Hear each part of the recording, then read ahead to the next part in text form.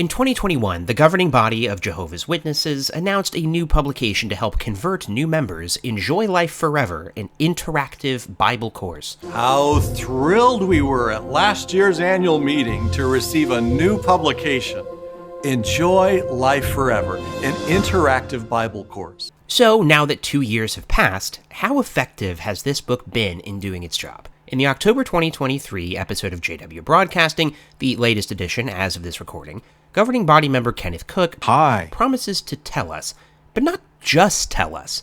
He promises something that I, as a Watchtower whistleblower, often accuse the governing body of not presenting nearly often enough. Evidence. Enjoy Life Forever has been designed to help us do just that. Let's see encouraging evidence that this powerful tool is really working. Encouraging evidence that this powerful tool is really working. So, if you haven't seen this broadcast before, what do you think you're about to see? If you, watching this, were assigned to demonstrate that this powerful tool was really working, what would you put in this presentation? Well, probably data.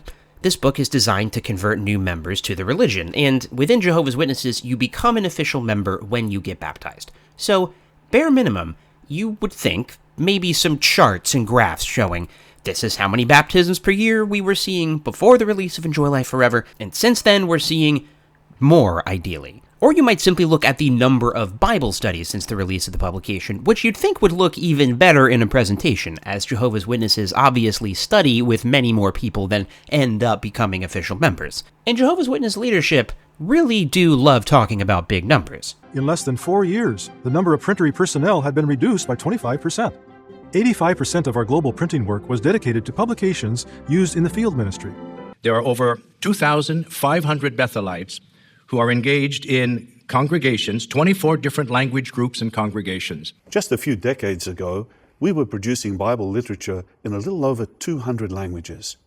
But that figure has now risen to well over 700 languages, and the number continues to increase every week. But you might also be thinking, this is JW Broadcasting we're talking about, you're going to want some interviews and experiences, something that, when I was a member, was really the main appeal of the broadcast. So, what about interviews with Jehovah's Witnesses who got baptized because they studied this book? There are, as I mentioned, always interviews and experiences in the near decade of JW Broadcasting, often about how somebody became a witness, and often they like to show the publication the person studied. She came in contact with a nurse and Bible student named Nellie Hanford. One day, Nellie shared with her what the Bible says about the condition of the dead. The timing felt too remarkable to be just coincidence. I really felt like God wanted me to take the book. When I came back from school in January, my mother ordered the Examining the Scriptures daily booklet for me. Well, I'm bothering to make this YouTube video, so you probably guessed, this is not what Watchtower decided to do. When I heard about the new publication, the Enjoy Life Forever book, I was very nervous. It was change, and sometimes I don't like change, but I know that it was for the best. I just needed to try it out. I didn't have a progressive Bible study in years, but that book, the way it was designed, was to help me as a teacher. Once the features of this new publication were explained, it was going to help us to help our Bible students begin preaching in the ministry, as well as helping our Bible students make changes in their everyday life.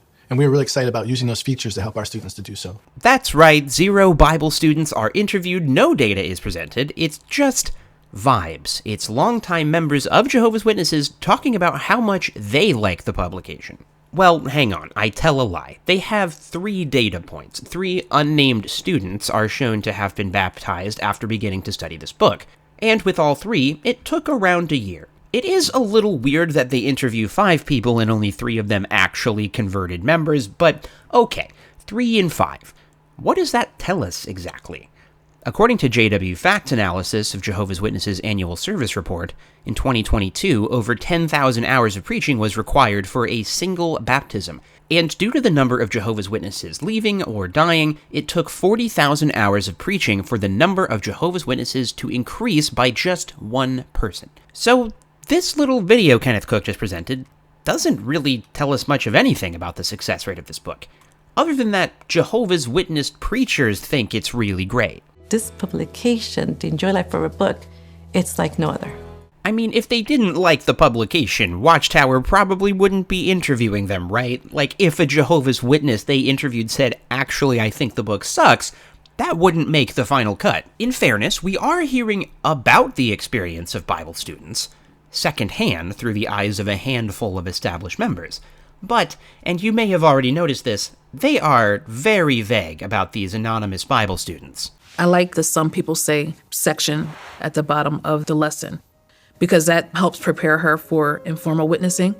It helps them to formulate in their own words how to defend their faith, or how to preach informally, or use those opportunities to share what they just learned. This was her way of learning how to feel comfortable talking to others about Jehovah. You're right away from lesson 1, lesson 2, encouraging them to recognize that it's not just about what they're learning, but it's also about what they can share with others. As the Bible teacher, it helps us to round out the rough edges so that when they do speak to others, it's tactful. You know, I put her in that place. Like, what would you say if someone told you that Jesus was God? Like, how would you answer that question? And that went to her heart, and she was able to answer the question, well, I would tell them this. I would say this. We only ever hear she or he or they or the student, which at first I thought, oh, it's just to protect the identity of the Bible student. But then I rewatched the video, and they do have the names of the Bible teachers they're interviewing, like first and last names and country of origin. And if these people in the videos are baptized, why are they called students? They wouldn't still be students, would they? Well, yes, they would, because Jehovah's Witnesses are weird. In their internal manual designed for all active members of Jehovah's Witnesses organized to do Jehovah's will, it is stated that Bible studies reported may include a newly baptized person who has not yet completed the Enjoy Life Forever book. So, all of these students presumably had not actually finished the Enjoy Life Forever book, at least at the time of filming, and I think that is significant. Yes, the book was successful enough to get at least 3 people baptized in 2 years. But within Jehovah's Witnesses, the general frequency of a Bible study is once a week. So each week will cover one chapter of the Enjoy Life Forever book. How often do you need to have a study session? And how long should each session last? This is flexible, but to maximize the benefits of this course, we recommend covering at least 1 lesson per week.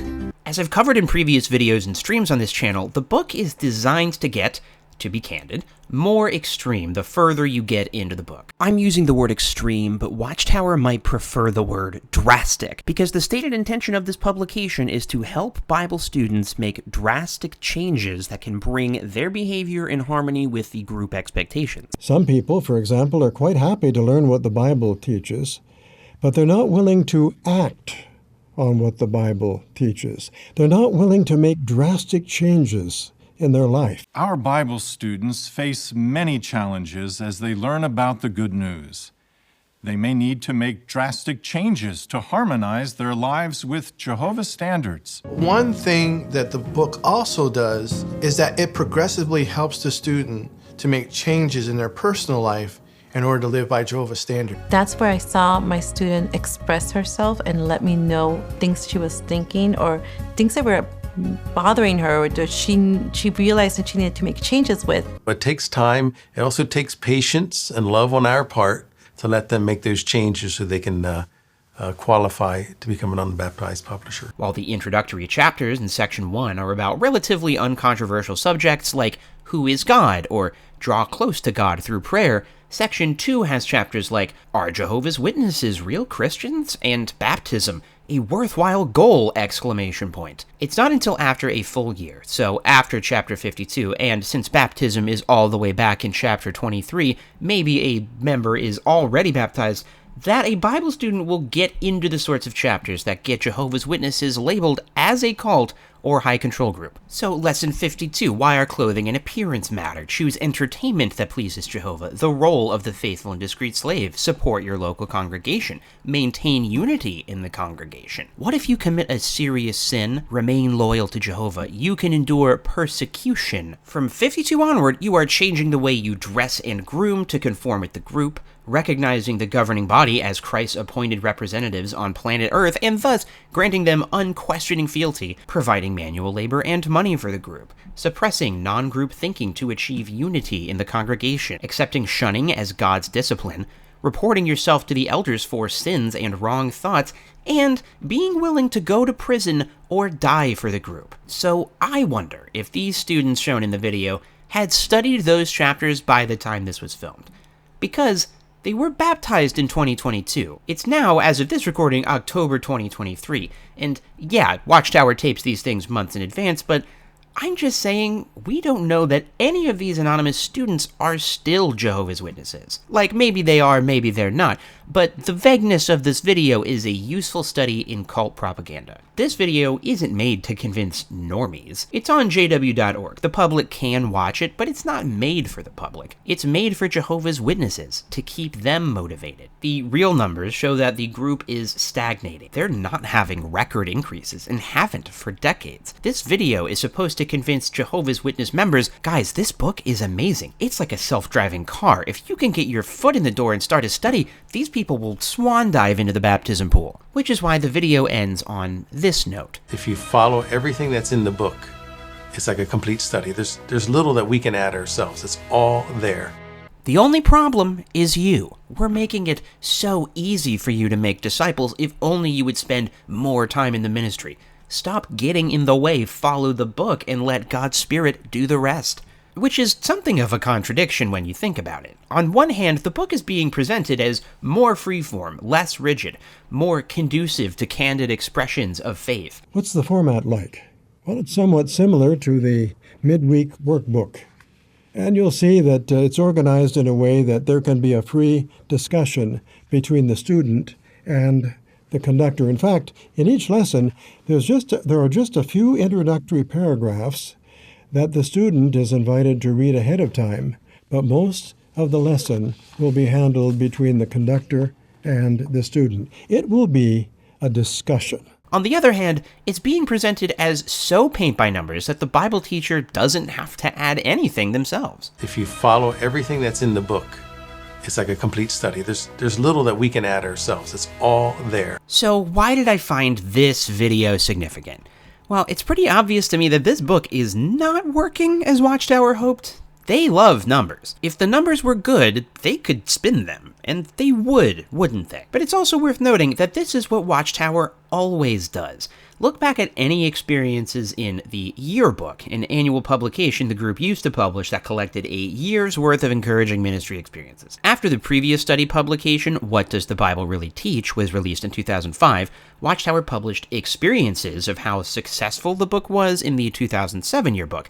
And once again, all of these experiences seem to leave something to be desired in terms of, like, proof. So this report from Australia shows this amazing experience where somebody was able to place the Bible teach book, and it concludes by saying, the woman has expressed the desire to attend Christian meetings. A report from Belgium. A sister named Ingrid met an African woman who was prejudiced against Jehovah's Witnesses.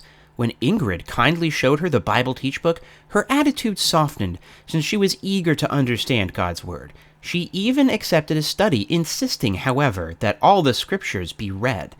This lady now attends the meetings, often comments, and wants to become a kingdom publisher. The next one from Brazil. Before long, he quit the band, and now he attends Christian meetings. I bring this up because when I first watched this video, I was thinking, as a former member, hang on a second, I remember in the yearbooks, they always used to show examples of people who studied the new study publication and were baptized as a result, but no, hardly ever. It was always like this. So, with the video Kenneth Cook presented, I guess they were able to show that 3 people got baptized, not just quit their bands and wanted to become a publisher. Still, as a former member, I'm thinking to myself, were these books ever successful, or was it always just kind of a grift? Okay, I've rambled on for like 1,500 words about a 3-minute video, so let me move quickly through the rest of it. This one guy talks about how bad his old questions were. Comparing my questions I used in the past with what's in the Enjoy Life Forever book, I mean, I wasn't getting anywhere. So he says his questions, but if he had a student, a Bible student, he would have been using the Bible Teach book, and it just would have been those questions, the questions from that book. So he's basically just saying that the old book sucked, which is fine. If you want my breakdown of the ever-shifting quality of spiritual food, check out my video, David Splane Gives Away the Grift, which I'll link in the description. And it's one thing if an adult wants to join this group with full knowledge of what they're getting into, but lest we forget, the annual meeting reminded us that not only are Jehovah's Witness parents supposed to study this book with their children, Jehovah's Witness children are supposed to study this book with non-JW children at school. I like learning about Jehovah. Are you ready to study? Oh, I'll get my book. A little kid teaching another little kid about how they should rather die than accept a blood transfusion. Cool. And just a quick twist ending, Jehovah's Witness parents can count their unbaptized children as Bible studies on their field service reports. It's not explicitly stated in the organized book, but it says you can count any study with an unbaptized person. And certainly in my area growing up as a witness, it was the custom to do this. It was the custom to count your unbaptized children as Bible studies. So, I'm not saying that these students shown in the video are definitely the children of the interview subjects. I'm just saying we don't not know that. Watchtower goes out of their way to avoid saying anything about the students, not even whether or not the student was first encountered in the door-to-door ministry. I was able to see if she had any gray areas, if there was a problem or she didn't understand something. For all we know, all these Bible students were raised as witnesses, just not baptized. As I'm thanking my wonderful patrons for supporting the channel, let me tell you about my one progressive Bible study that I ever had as a Jehovah's Witness. Sure enough, it was somebody who was raised as a witness and just was never baptized, and now he was in our congregation because he was going to college, and his mom really wanted him to study in order to, justify assisting him going to college in the first place. And a pioneer was studying with him and was just too overwhelmed with other stuff, so kind of passed on the study to me. And so that was the most progressive study I ever had. Now, around this time, as a result of having this study, woke up. I became PMO, physically in, mentally out. I no longer believed. So I passed on this study once again to somebody else. But in the near 30 years that I was an active Jehovah's Witness, the one active Bible study I had that did progress to baptism, the person got baptized when I was PMO, it wasn't even somebody I found in the door-to-door ministry. It was somebody who was already raised a witness. That's why I find this video interesting. It goes so far out of its way to avoid even saying that the door-to-door ministry was the thing that got them to be studying in the first place. As somebody who's constantly trying to deconstruct their own cult indoctrination, I find it really interesting to go back and look at this stuff because I'm like, oh, the preaching work in our territory was never effective. It was never about me. It's about the fact that we have a pretty unappealing group. Why would anybody want to join? Anyway, thank you for watching. I know that this particular broadcast is really culty. I'm sure that my other XJW colleagues are going to cover the pretty alarming things that Kenneth Cook says about preaching about Armageddon and doomsday, fear-mongering, and stuff like that. There's a really weird demo that maybe I'll get into in a future video. But I wanted to talk about this because I figured that it would go overlooked, but I, as a weird nerd, found it interesting. Thank you.